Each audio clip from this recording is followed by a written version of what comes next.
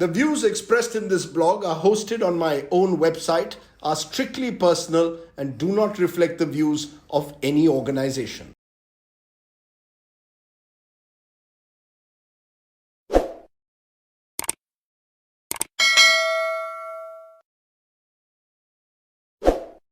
Hello and welcome to Straight Bat, my weekly video blog where, as the title suggests, I comment with a straight bat.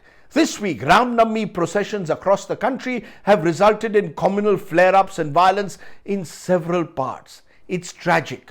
Am I anguished? Of course, we all should be. Am I surprised? No. On a straight bat just a few weeks ago, I had reminded all of you, hate is in the air. We as a nation are sitting on a volcano where the lava can spew out at any time at the slightest provocation. What disappoints me is that even a joyous festive occasion like Ram Navmi has become a political battle zone, an opportunity to settle scores between communities that results in this unspeakable violence. I don't wish to engage in the usual Hindu-Muslim blame game today. Based on selectively edited viral videos, we will all accuse each other of who threw the first stone, who is responsible for which provocative slogan where. This will only result in mutual recrimination, widen the communal divide even further. Let's leave that to our politicians, who have thrived for years on the politics of divide and rule, who instead of spreading harmony, spread hate, because hate seems to get them votes.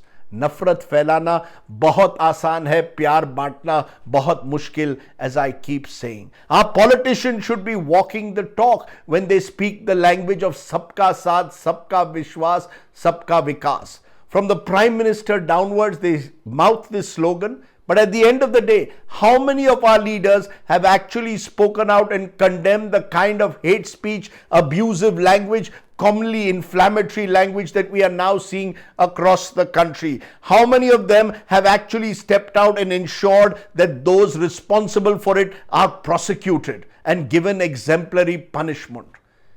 To my mind, they have failed the constitutional test of our democracy, because a constitutional democracy demands that if there is someone who resorts to hate speech or resorts to rioting, then irrespective of which community they belong to, they will be prosecuted swiftly and even-handedly.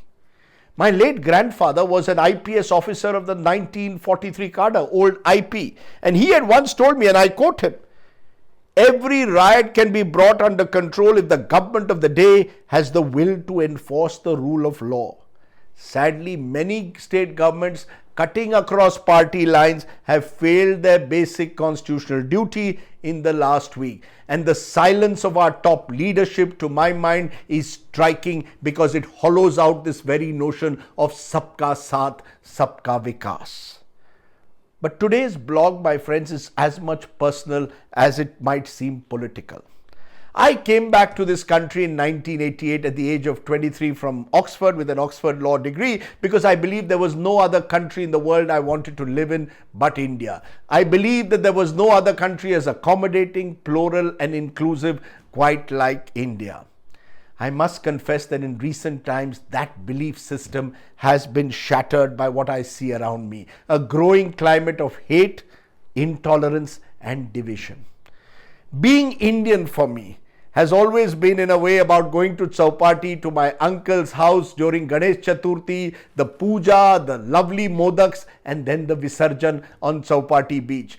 Being Indian for me has been that during Ramzan, I go to Muhammad Ali Road in Mumbai and I get the best mutton khichda and naan from my favorite restaurant there. Being Indian for me has been about celebrating Gudi Padwa with Shrikhand, Diwali with Peda, Eid with Sevaiya, Nanak Jayanti with Gajar Halwa, Christmas with the best Christmas cake. Yes, I have an incredibly sweet tooth, and I do believe that food unites all religions. Let me be also honest. I am not a devout Hindu if being a devout Hindu means observing the rituals of religion. I rarely go to temples or places of worship. For me, religion is deeply personal and private. God resides in us all, I believe. It's a communion between me and a force that's above us all. Ram Navmi for me is an occasion for prayer and a remembrance of the values of courage and sacrifice that define my concept of Lord Ram.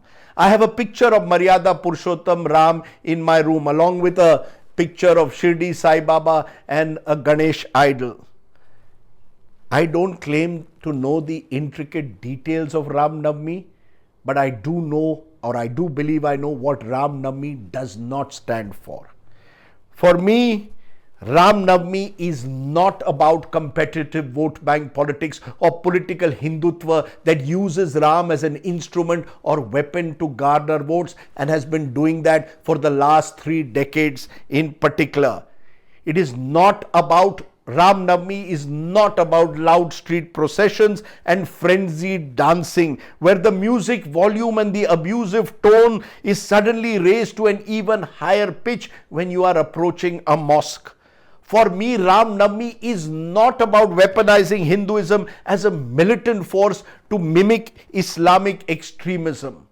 If I want to challenge Islamic extremism, I should do it ideologically and constitutionally by targeting those who go against the law of the land from whichever religion they belong to. For me, Ram Navmi does not mean proudly waving a saffron flag on the street and then placing it on the top of a minaret with a clenched fist as if I have vanquished something. I don't seek to ride on a motorbike with a saffron kerchief on my head and a sword in my hand screaming Jai Shri Ram. That is not Ram Navmi for me. For me, therefore, Ram Navmi is not about slogan shouting. I don't think I need to scream Jai Shri Ram or Garv se kaho hum Hindu hai in the street to assert my sense of Hinduness. The greatest Indian, my friends, of the 21st century was Mahatma Gandhi, a deeply pious religious man.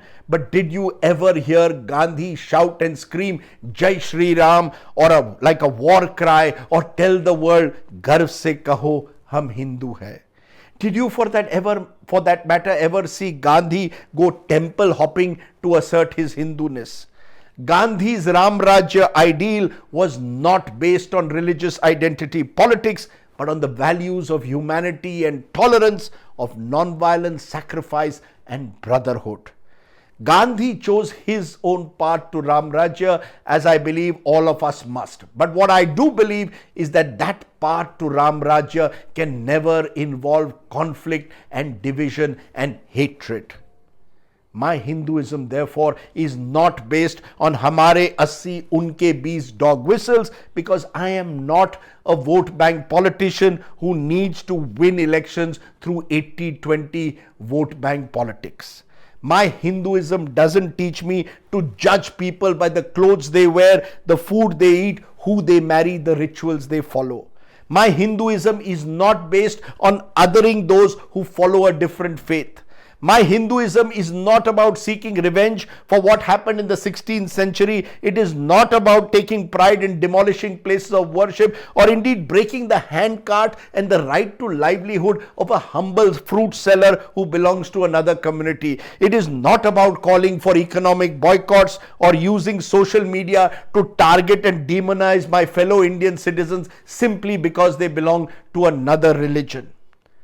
The former world chess champion Garry Kasparov, now a prominent human rights activist, said prophetically, "You can get quite far in a democracy if you can convince a majority that they are victims of a minority and that only you can protect them."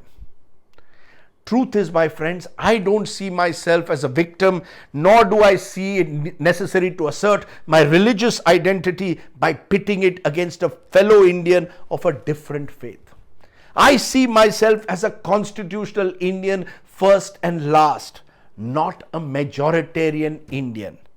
My holy book, therefore, is a constitution based on equal rights, freedoms, and yes, fundamental duties too.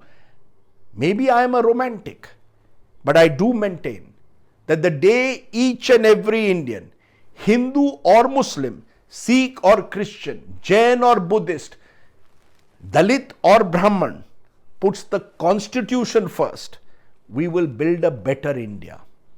Our leaders tragically will seek to bring out the worst in us. We need to push back by rediscovering the best in us.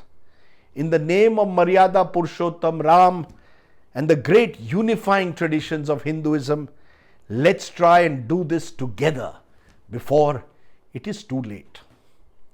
Think about it. That was the Straight Bat. Do, of course, subscribe to my YouTube channel for many more such videos. For now, stay well, stay safe. Thanks for watching. Namaskar. Ram Ram.